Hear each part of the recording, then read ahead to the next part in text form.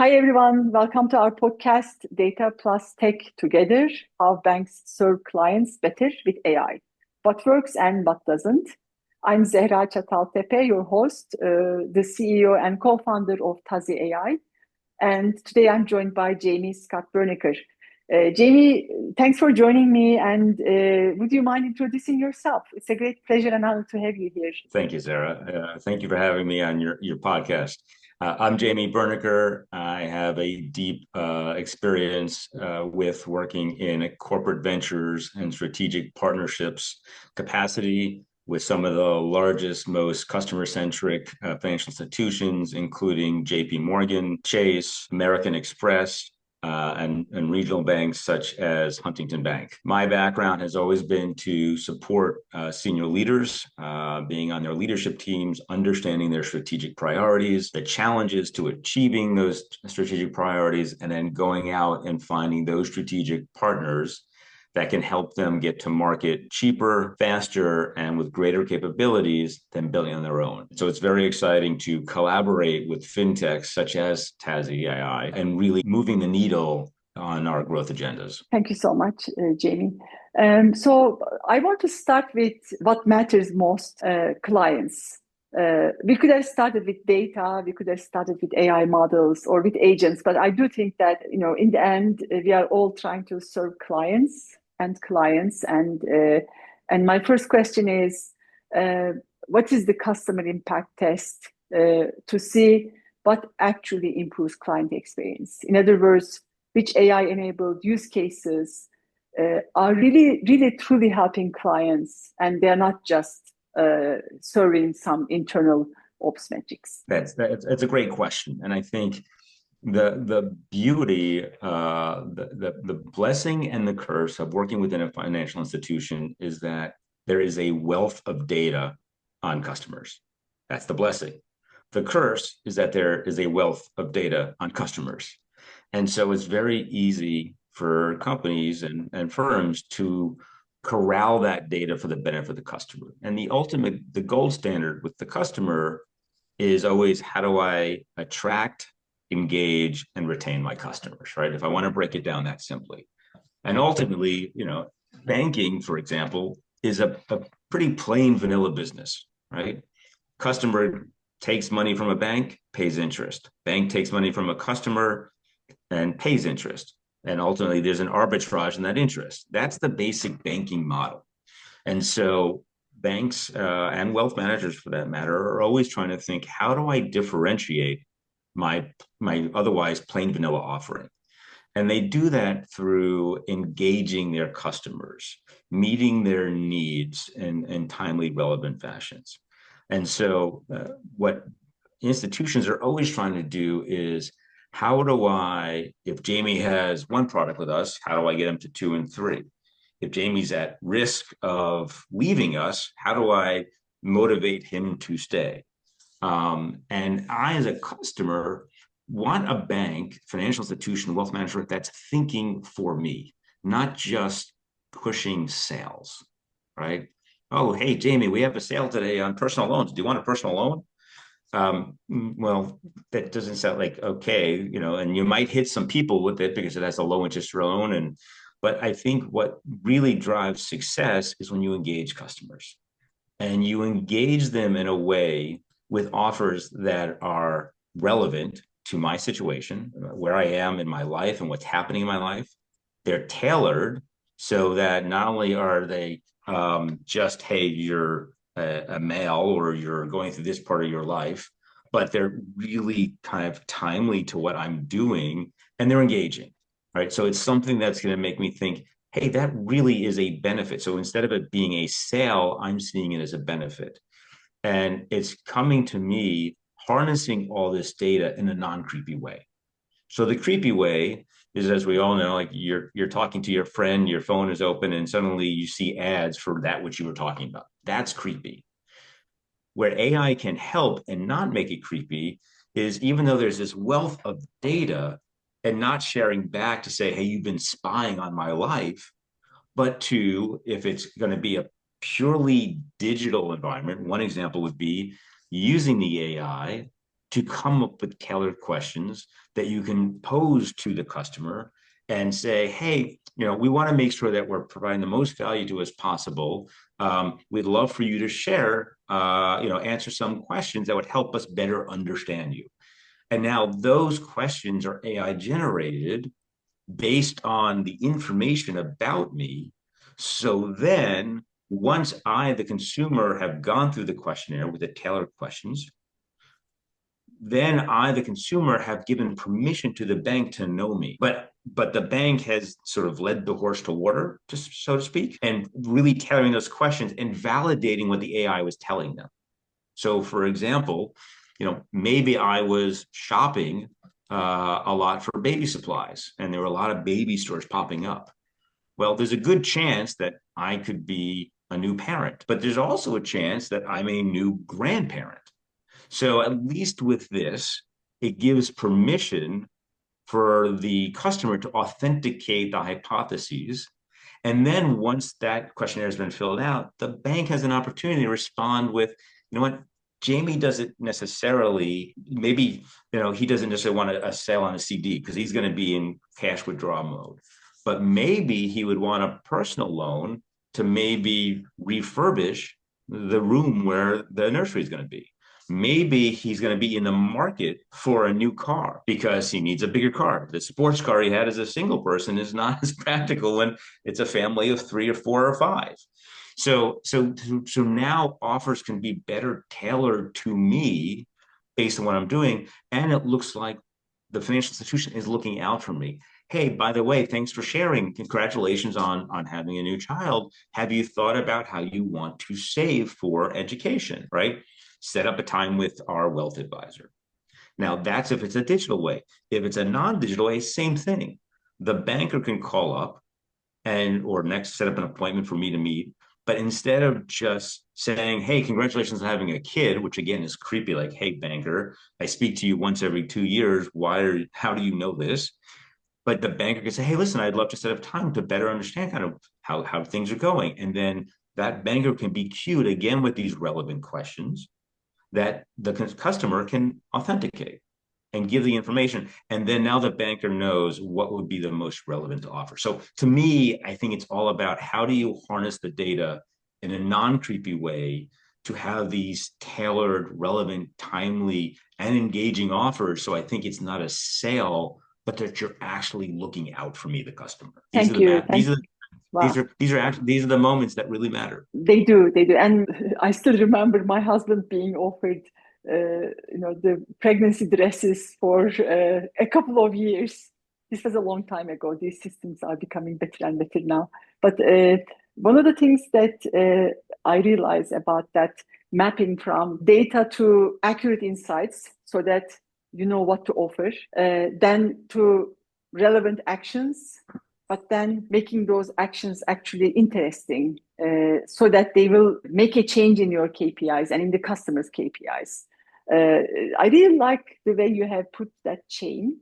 And from the perspective of AI, what I'm seeing is it really matters that you have accurate models for different labels about where your clients might be. The set of questions that you offer are guided by not just somebody's intuition, but based on the data and models. And then I'm really seeing the AI agents to make a huge difference in terms of what to offer, in terms of actions to the bankers, to the marketers, so that they take the right kind of action with the very personalized, very tailored offers for each and every customer. Agents can really help there. And finally, when you have the connection between your actions and KPIs, you really see value, either in terms of cost reduction or in terms of additional revenue or NPS scores. You really do see a huge value if you use the right technology in that right chain. So it is actually doable to use AI in not just a non-creepy way, but in a way that makes the banker, the marketer feel like they are sitting right across from their client, although they are not really doing that. Even if everything is digital, you can be very tailored and very helpful to your clients with the use of the right technology. I have another question. So, and I'm sure you are reading these, and I'm reading them too. You keep hearing about some statistics about AI being successful only 10% of the time. Sometimes, only 50% of the time. It increases revenue or reduces costs. There was a latest PwC study on that. But I am also seeing AI to really help our clients. And I wanted to hear from your perspective, how would you successfully implement an AI initiative so that you are able to create value? That's a great question. And especially in times of uncertainty, people are cautious. And as practitioners in the space, I mean, you know that AI has been around much longer than it's been in the public lexicon. It was machine learning, and it really came to the fore when there was now consumer available AI, right, that they could use on their laptops. And suddenly it burst into fore. And many of the larger financial institutions were already looking at machine learning. But now there's the next iteration and evolution of it. And when it first came out, I think there were a lot of organizations, large and small, that were rightly thinking, let's monitor this, right? Because regulations are unclear. We're deeply concerned about data privacy, data controls. And so I think there was a wait and see, but now while wait and see may have worked for about 3 months, the reality is it's going to be a competitive disadvantage if you're not deploying it, right? It's almost like when mainframes came out. If you're a bank and you didn't use a mainframe, you're at a disadvantage, right? Simple technology is fax machines. If you were a bank and didn't have a fax machine, you're going to be at a disadvantage because you're going to be wasting money on couriers. Same thing with email and websites and apps, right? It's part of the migration that it's not going to be standalone. It's going to be at some point part and parcel, and should be, of every part of your life, not only to engage customers, but to retain them. And yes, there is this cost savings element that's important to think about. But I think it's generally about like, what is it that's going to really matter? So like any strategic initiative, you have to think about it. And first, I would say, create the right governance, bring in all the appropriate stakeholders. So yes, while technically it revolves around data, and it might be easy to say, oh, it's just going to be our data team and our tech team. Well, as we all know, financial institutions are highly regulated.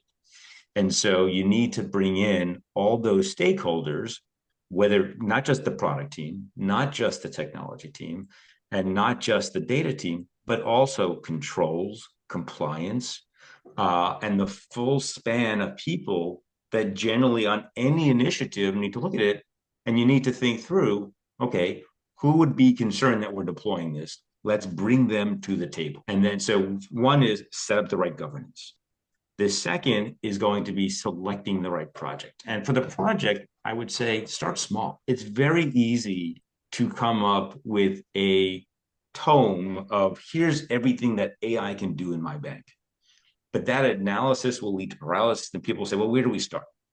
And I think it's about starting where maybe you have the biggest pain point, but start small. And then the other important thing is define your KPIs. The KPIs should be aligned to the business. So most companies have KPIs, then they break them down by business unit, down by product. So whatever proof of concept you're going to launch, the KPIs should coincide to those KPIs that are relevant to the business. And it shouldn't be a laundry list of them, because when you get results, then suddenly you can have a scorecard. Well, we hit these three, we were neutral on these three, and we failed on these three. It's like, have them be a meaningful, measurable, time-bound list of KPIs. And I think that's how you can quickly, succeeding with a pilot and failing with a pilot are equally useful as long as you're learning, right? I think I heard the expression, and I loved it when I was at Chase, which is fail fast. Right? Failure is an opportunity to learn. And if you can fail fast, you can learn quicker and redeploy. And just because an AI proof of concept failed doesn't mean that use case was wrong. It may have been the use case was structured improperly or the wrong KPIs were used. So I think even when you have a successful or a proof of concept that doesn't turn out as expected, it's important to have the postmortem to really evaluate, well, why was this successful? And or why was it not successful? Because maybe you could do the same proof of concept, but deploy it in a different way, then you would be more successful. So those are my thoughts on like how do you know, with this really innovative and let's say game-changing technology, like how do you get into the pond without drowning and learning and then building that flywheel on ever bigger and increasing proof of concepts and deployments? Perfect.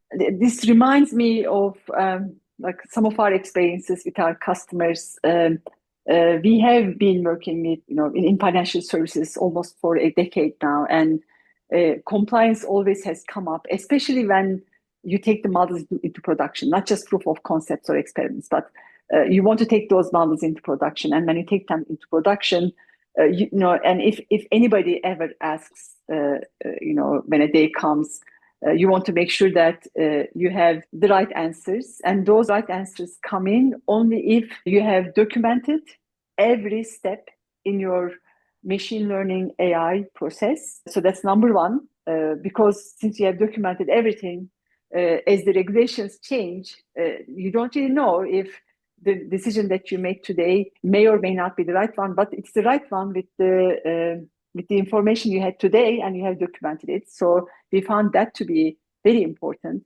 And we found also explainability to be very important, because when you have explanations on how things work or don't work, how your data was processed, what kind of modeling decisions were made, what kind of KPIs were being served. When you know those, then you really can take responsibility, really true responsibility. Really, there is no responsible AI. There are responsible people, and people can take responsibility only if they know what is going on. So we found both documentation provided by the platform and even for specific use cases and explainability to be really important for being compliant with your AI use cases. And another thing we found out was AI compliance ways across different finance verticals. If you are in wealth management, if you are a bank or credit union, or if you are in insurance, you really need to consider different compliance areas and different categories of questions that you need to answer. And we even PhD'd this, and we actually found out that for every use case, whether it is churn prevention, lead generation, share of wallet.